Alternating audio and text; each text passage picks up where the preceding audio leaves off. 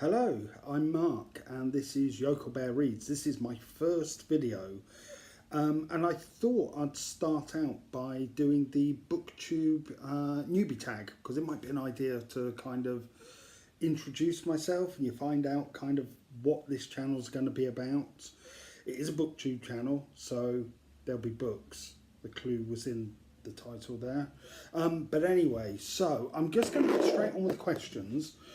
Well, question one of this tag is, why did you start this channel? It keeps me out of mischief, keeps me off the streets. No, seriously, I did it because I talk about books a lot to people, like friends, and I can see sometimes they just glaze over. So I thought maybe if I talk to other people about books, like people out there on the internet, it might be good. Yeah, I've got a lot to say about books. One thing about this channel, I will say early, is that it might not be entirely positive, because if I don't like a book, I will say, but I will always back it up with reasons why I don't like it, whether it's, you know, the writing or the story or the plot or whatever. But, you know, I think sometimes if you really don't enjoy a book, you should say so, you know, because, you know, you can't love every book in the world. So yeah, that's kind of why I started this, but it's mainly just to kind of just continue my constant talking about books. What are some fun and unique things that you can bring to YouTube is the next question. Sorry, BookTube, not YouTube. Well, it is YouTube, but you know what I mean. Fun and unique. We're here to have fun? Don't know. Unique. I don't know, I suppose, you know, I'm a male booktuber and it does seem as though there's a lot more women. Also, you might have noticed I'm not exactly a young spring chicken. And I've been reading for years. I'm in my 50s. I know, this is where you say, oh, but Mark, you don't look it. Now you probably think I look 60. But yeah, I think what I can bring is just kind of, you know, just like a lot of people bring, which is just my views on things and, you know, maybe trying to kind of put across some stuff that maybe people haven't read before. Because like I said, I've been reading a long time and I've been doing a bit of rereading of stuff from years and years ago. I also have a particular genre of books which doesn't get talked about much on BookTube, but I'll get to that later. Most of my videos will probably include something from this genre, and it is not a genre you see very often on BookTube. Oh, it's not porn or anything like that. Just to make it clear. I also say a lot. Might have to edit that out. Not very good at editing either. Oh God. So the third question is, what are you most excited for in this channel? I think just what I've said before, just getting my opinions out there, reading some books. It's also going to kind of encourage me to read a little bit more, I think. I do read a lot, but I could probably read more and also maybe read a bit more out of my comfort zone. I think that might be a good idea. Why do you love reading is the next question. Why do I love breathing? Same question really. I've been reading as long as I can remember. My mother taught me to read just as I was going to preschool. So I've been reading since, you know, on a very basic level at that point, but from 3 years old I knew how to read very basically. And I think what my mum did there was gave me a massive advantage in terms of kind of coming to books and what have you. There hasn't been a point in my life where books haven't featured. And I have never lost that love of books. Also as well, I do use books for all kinds of reasons. They're escapism. I've got a fairly stressful job. And also I do suffer from a bit of anxiety and depression sometimes, and reading always really helps with that. I manage my anxiety through reading in a lot of ways. So why do I love reading? Because I can't imagine life without it. So the fifth question is, what book or series got you into reading? Well, like I said, I started reading quite young, but I can't remember the first book I read because I was really young. But I can show you the things that kind of solidified my reading, absolutely turned me into a reader for life. The first one, and again, these aren't really, I don't think they're even in print anymore. There was a series called Alfred Hitchcock and the Three Investigators. They were kind of mass-produced books. Imagine Scooby-Doo without the dog, basically.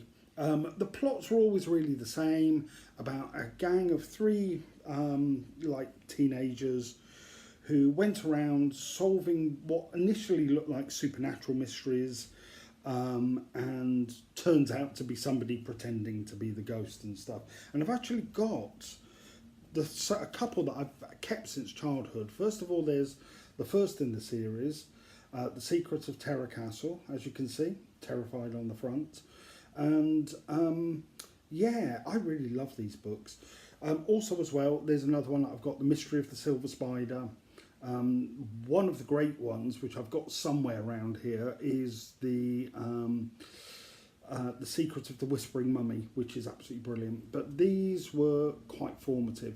Also as well, there was a character. Remember, I was only probably about 9 or 10 when I was reading these. That character there, Pete Crenshaw, he was the athletic one. Yeah, that was my first love, Pete Crenshaw, right there. Sounds a bit weird now, I'm 50, doesn't it? But anyway, yeah, I was only 9 at the time. Had a massive crush on him. But then I kind of moved on to other stuff. I read a lot of Alan Garner, which is a British novelist, quite weird in some ways, very much based in British folklore.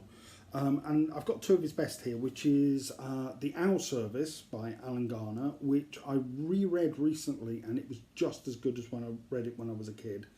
Brilliant, all about Welsh mythology and about history repeating itself. I've also got, which is one of his weirder ones, which is Redshift, which is about a story that exists in kind of three eras of time. It's very weird. Even now, as an adult, I don't think I really understand it, but I love reading it. So, yeah, that's a good one. But the one also as well, sorry, I've got to go on about my childhood reading. If you've not read Susan Cooper's The Dark is Rising sequence, you should give that a go, because this is really good. Admittedly, it's a series of 5 books. Admittedly, the first book isn't brilliant, but stick with it, because when the actual novel, The Dark is Rising, which is the second book, is one of the best books. There was a film. Ignore the film. It was rubbish. But another thing that, childhood-wise, this should get a mention. I recently got this, which is a republication of a TV tie-in book of a series in Britain from the 70s called Children of the Stones, which had a massive, massive influence on me. I think I read this book about 100 times in a year, or something like that. I would never be not reading this book.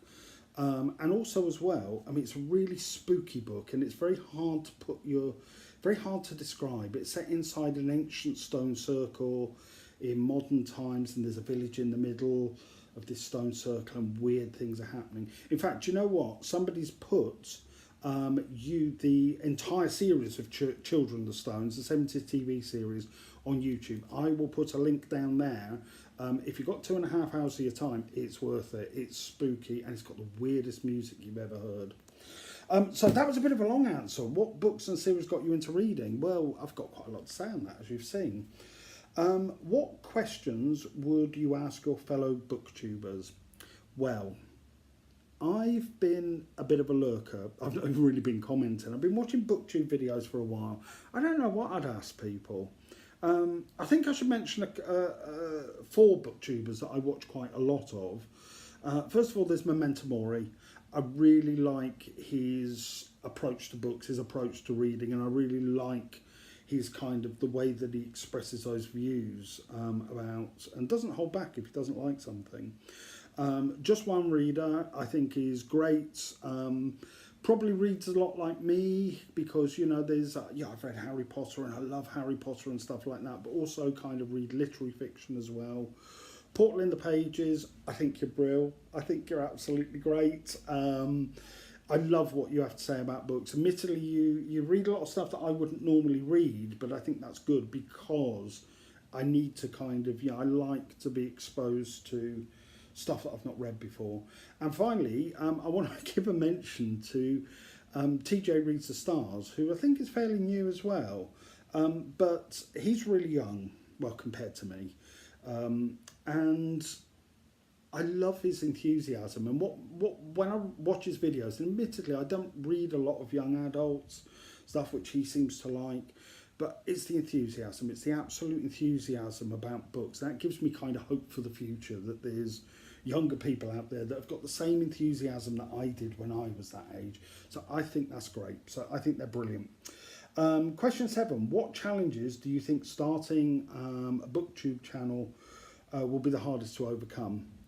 Saying that would be one. I say it a lot. I say it a lot in conversation. Probably learning how to edit. I probably won't even edit this one. Probably learning the kind of technology and stuff like that. Maybe, yes, the techie stuff. I mean, I'm not very good at that kind of stuff, but I'm learning. When did you start reading?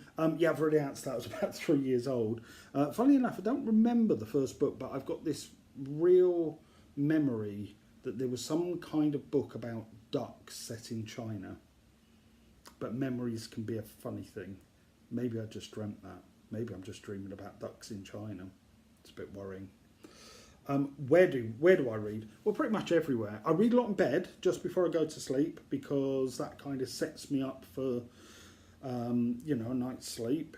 I've got a really lovely, big, long sofa in this flat, and I read on that. I read on the bus. I read on trains. Often I have to travel for work, so there's trains. I read on trains. I often stay away for work, and so hotel rooms. I love staying in a hotel room for work because it's time away from home, no distractions, and I can just read books, which is great. What books do you love to read? Well, I'm going to get on to something. There's one particular genre of books are not mentioned a lot. It's kind of within the horror genre, but not always. I'm not a big fan of horror, but I am a fan of ghost stories. I read ghost stories a lot. When I discovered the ghost stories of M.R. James, it was like, that just set me off. I've never been able to stop reading ghost stories. There's something about them, the creepiness, the kind of, the melancholy. I love that. In fact, this is my prized possession, which is the 150th anniversary edition of M.R. James's ghost stories called Curious Warnings. If you're going to read M.R. James, and M.R. James was like a late Victorian Edwardian guy who wrote ghost stories for his friends. He didn't write them for publication initially, he wrote them for his friends, and he is the absolute daddy of ghost stories. Basically, he wrote the book, literally, on ghost stories. If you like kind of creepy stuff, if you like stuff like something that isn't quite in your face horror, but it's just creepy, these are the books for you. And I read a lot of ghost stories, and I read a lot about ghost stories, not just the ghost stories themselves, but the history of them and stuff like that. And certainly, if this channel gets off the ground properly, I intend to spend most of December trying to resurrect a very old, help resurrect a very old British tradition of ghost stories at Christmas. It's a very British thing. And over the last couple of years, it's going through a bit of a revival. This whole idea that Christmas and Christmas Eve is a time to tell ghost stories. But in terms of kind of other stuff that I read, it's quite. I'm just reaching over to get something. Basically, this will give you an idea. I sometimes read poetry, and Richard Scott's Soho, his debut collection, is absolutely brilliant. I'm about halfway through it, about gay sexuality, about the shame that society makes LGBTQ people feel, and it's just brilliant. It's these poems are just they just dance off the page at you. Ghost stories. I'm reading the recently collected ghost stories of E.F. Benson, who wrote Map and Lucia, which I haven't read, and my friend Lucy will be very mad that I haven't read Map and Lucia. Map and Lucia was basically a kind of comedy of manners set in a small British town, but he also wrote ghost stories, and very good ones as well. He used to call them his spook stories, and this has just been put out by Vintage, or was put out last year, with an introduction by Mark Gatiss. One thing I will say, if you get hold of this, the introduction is worth it just for the last line of the introduction, which is an absolute classic of understatements. And the last thing I'm going to be reading, or I'm reading at the moment, is I love a bit of Agatha Christie. I'm sorry, but I do. I love a good classic golden age murder mystery, and I trawl second-hand shops for them. So at the moment, I'm just about to dip back into Death on the Nile. See, very literal there. Gun, Tutankhamun. It's like a crossword clue, isn't it? Tutankhamun, gun, Death on the Nile. They were very literal back in the 70s, it would seem. So yeah, so I do love a bit of Agatha. In fact, if I reach up to just over here, look, there's Dame Agatha. We've got a picture in the living room. So you probably can't see many books. That's because I can't really move this chair to any other position in the room, because there's a great big piano right next to me. So that's kind of my introduction video. Hello. So I'm going to be posting more, probably every couple of weeks or so, maybe every week if I can. Depends on work, depends on whatever. I'm going to do the next one. I'm going to do a little bit of thing because it's Pride Month. So I'm going to do some of my LGBTQI reads over the years, and maybe go back to some that are not as well known now. There won't be much young adult, but I will go back to some that maybe have kind of slipped through the net over the years. So that's me done. That's my first BookTube channel video. Exciting, isn't it? Anyway, I hope you enjoyed it, and I hope you come back, and that's it. Bye.